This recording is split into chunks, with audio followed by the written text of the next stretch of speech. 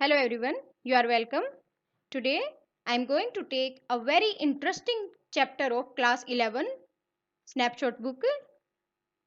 First chapter, The Summer of the Beautiful White Horse by William Saroyan. अब lesson start करने से पहले मैं आपकी ही बुक में से एक क्वेश्चन पूछ रही हूँ जिसका आंसर आप कमेंट सेक्शन में दीजिए।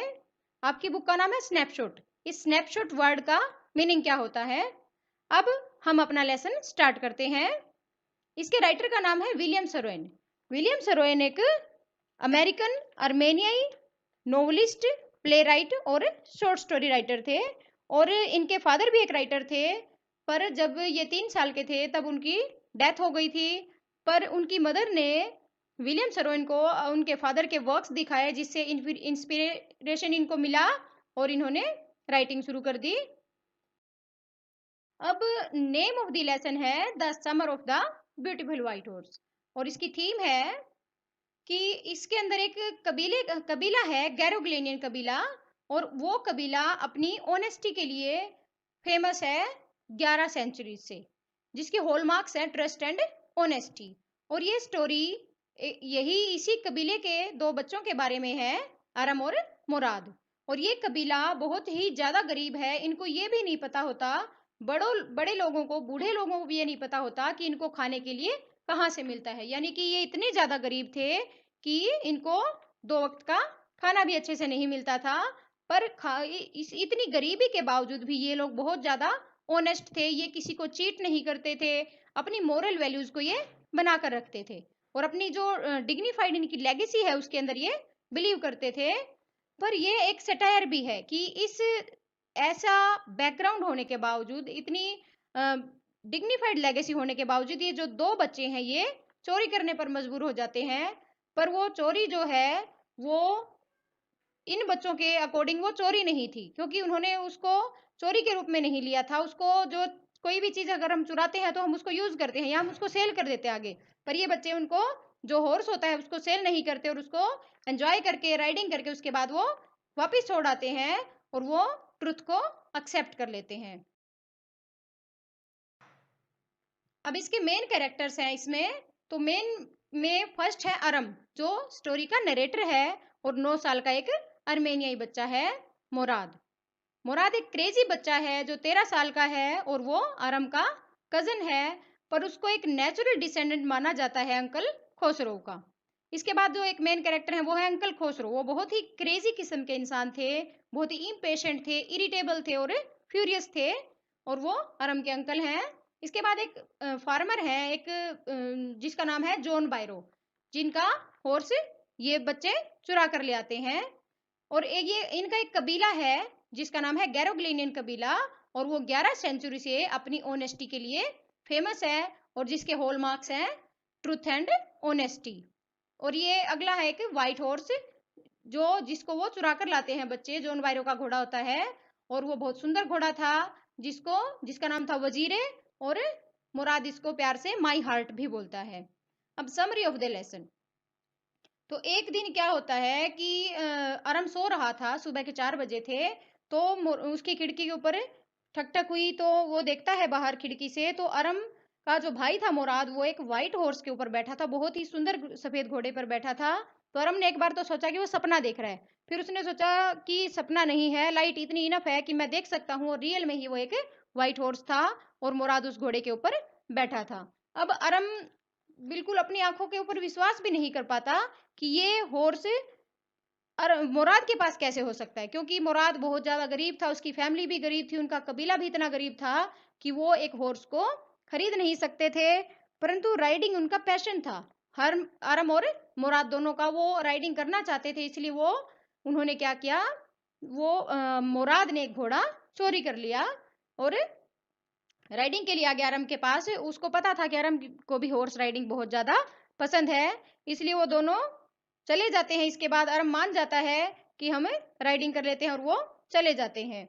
अब ये बच्चे हैं गैरोग्लेनियन कबीले के बच्चे हैं। अब यहाँ अपने कबीले के बारे में सोच रहा है अरम कि हमारा कबीला ऐसा है जो बहुत ज्यादा गरीब है, इतनी पॉवर्टी स्ट्रिकन है कि हमारे जो पेट भरने के लिए भी हमारे पास राशन नहीं होता। तो परंतु हम 11 सेंचुरी से अपनी ऑनेस्टी के लिए फेमस है, अपनी ट्रुथफुल के लिए फेमस है, और हम राइट और रॉन्ग के अंदर बिलीव करते हैं। पर हमारा कबीला हमेशा ऐसा नहीं था। एक बार ये बहुत ज्यादा वेल्दी था, हम बहुत ज्यादा वेल्दीस्ट फैमिली में काउंट किए जाते थे, पर धीरे धीरे हमारा सब कुछ छीन लिया गया। अब ये बच्चे क्या सोचते हैं कि दोनों डिस्कस करते हैं कि ये जो हमने घोड़ा चोरी किया है ये एक स्टीलिंग नहीं है। स्टीलिंग मतलब होता है चोरी।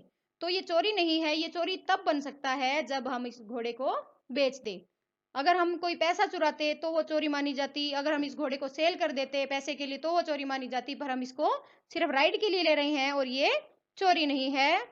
अब वो मुराद के बारे में सोचता है रम कि मुराद कैसा है कि हमारे कबीले में बहुत ही ज्यादा सनकी किस्म का लड़का है ये, इसको नेचुरल डिसेंडेंट माना जाता है अंकल खुसरो का।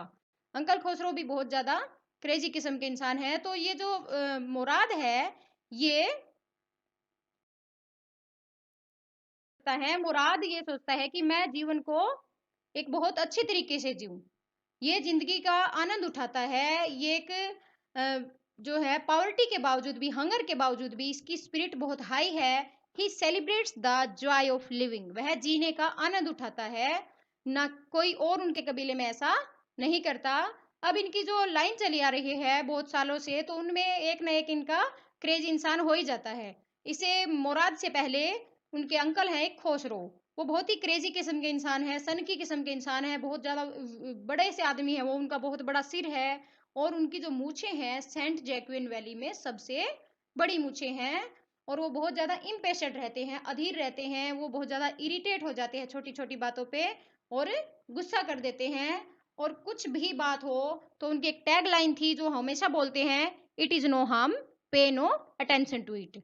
अब ये बात क्या होती है, एक बार एक फनी बात भी हो जाती है कि एक बार वो अपनी मूछें छोटी करवा रहे थे एक बार्बर की शॉप पे, तो क्या हुआ उनके घर में आग लग जाती है, और वो 9 ब्लॉक से भागता हुआ उसका बेटा आता है, उसके बेटे का नाम था अरक। अरक भागता हुआ आता है और वो बोलता है अपने फादर को कि हमारे घर पे आग लग गई है। तो इस बात पे भी वो यही कह देता है, इट इज नो हार्म, पे नो अटेंशन टू इट। तो बार बार बोलता है कि तुम्हारे घर में आग लगी है, तो वो बोलता है कि आपको क्या मतलब है, हमारे घर में लगी है, इसका कोई भी नुकसान नहीं है। अब ये दिखाता है कि कैसा इंसान था वो।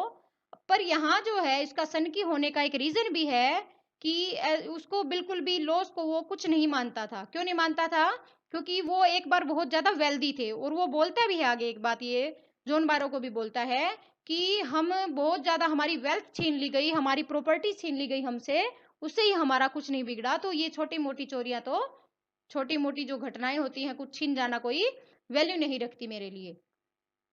अब क्या होता है, वो बच्चे घुड़सवारी कर लेते हैं, और घुड़सवारी करने के बाद जब वो मुराद घुड़सवारी करता है तो घोड़ा उसको बहुत अच्छे से सवारी करने देता है। वो चला जाता है इरिगेशन डिजीज की तरफ, भाग जाता है घोड़ा मुराद को लेके, और उसके बाद जब मुराद वापस आता है तो बहुत ज्यादा ड्रिपिंग था, वो बहुत ज्यादा पसीने से लथपथ था। और उसके बाद अरम की टर्न आती है, तो अरम की जब टर्न आती है तो अरम को वो घोड़ा गिरा देता है, और गिरा करके वो भागकर चला जाता है, डिकन हेलेबियन की विनयार्ड की तरफ भाग जाता है, और उसके बाद वो घोड़ा गायब हो जाता है। तो अरम को मुराद बोलता है कि मुझे तुम्हारी चिंता नहीं है, तुम्हें घोड़े ने गिरा दिया तो कोई बात नहीं, मुझे घोड़ा ढूंढना है। अगर हमें किसी ने घोड़े के साथ पकड़ लिया तो हमारी जो मोरल वैल्यूज थी और वो हमारी सारी की सारी खत्म हो जाएंगी। तो इसलिए वो दोनों घोड़ा ढूंढने निकल जाते हैं, और आधे घंटे के बाद वो घोड़े को वापस ले आते हैं। और वापस लाने के बाद मुराद उसको, एक डेजर्टेड विनयार्ड था, एक उजड़ा हुआ अंगूर का बाग था एक फार्मर का, फैतवाजियन का, और उसमें वो बांध आते हैं। पर ये जो डेजर्टेड विनयार्ड था ये कभी बहुत ज्यादा अच्छा होता था, परंतु आज ये उजड़ा हुआ है, वहां कोई भी आता जाता नहीं है, इसलिए वो वहां उस घोड़े को बांध आते हैं। और ड्राई ग्रास थी वहां पे और अल्फाल्फा के पौधे थे, वो उसको डाल आते हैं, और डेली उनका ये बच्चों का रूटीन बन जाता है।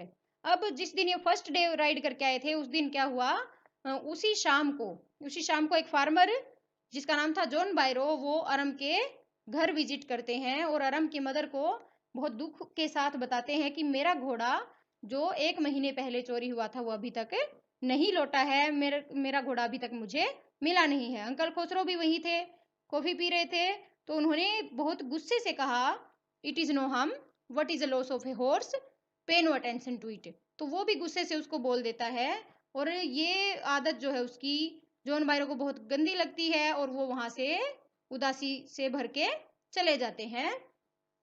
अरम ये बातें सुन लेता है और अरम भाग के जाता है मुराद के पास।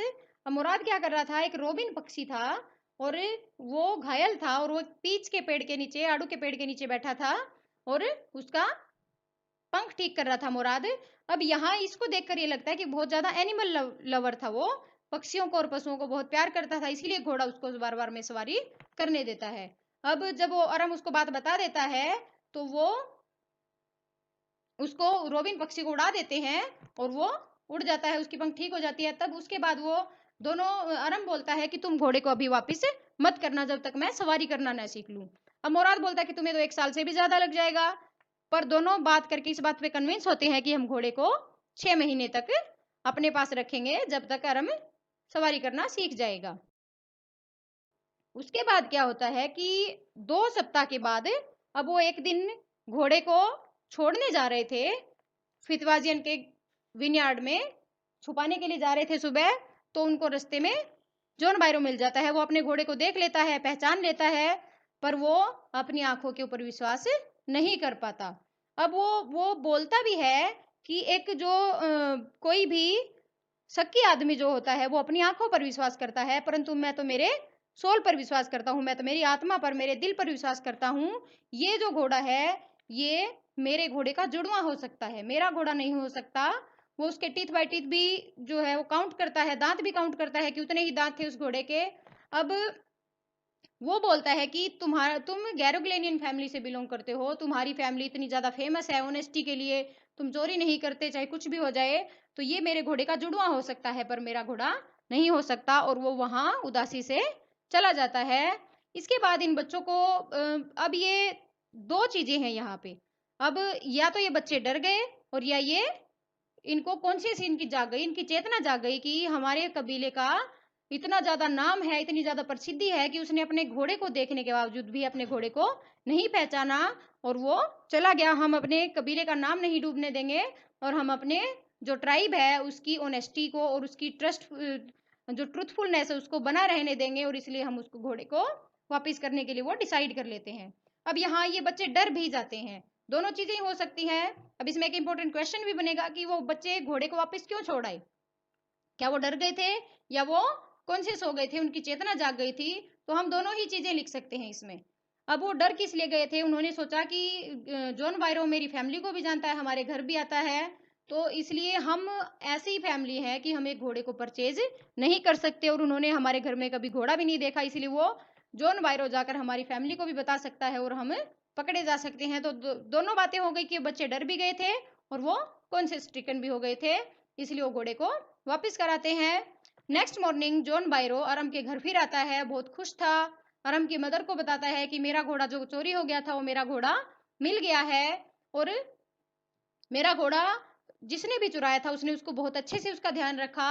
अब वो बहुत ज्यादा वेल टेम्पर्ड हो गया है, उसकी हेल्थ भी बेटर हो गई है। तो इस प्रकार जो है ये स्टोरी एक बहुत ब्यूटीफुल नोट पर एंड हो जाती है, और यहाँ ये स्टोरी बहुत ही सुंदर थी और ये एग्जामिनेशन पॉइंट से भी बहुत इंपॉर्टेंट है ये लेसन। Thanks for watching. और अगर आपको वीडियो पसंद आई तो लाइक कीजिए, शेयर कीजिए, सब्सक्राइब कीजिए और कमेंट कीजिए। Thank you very much.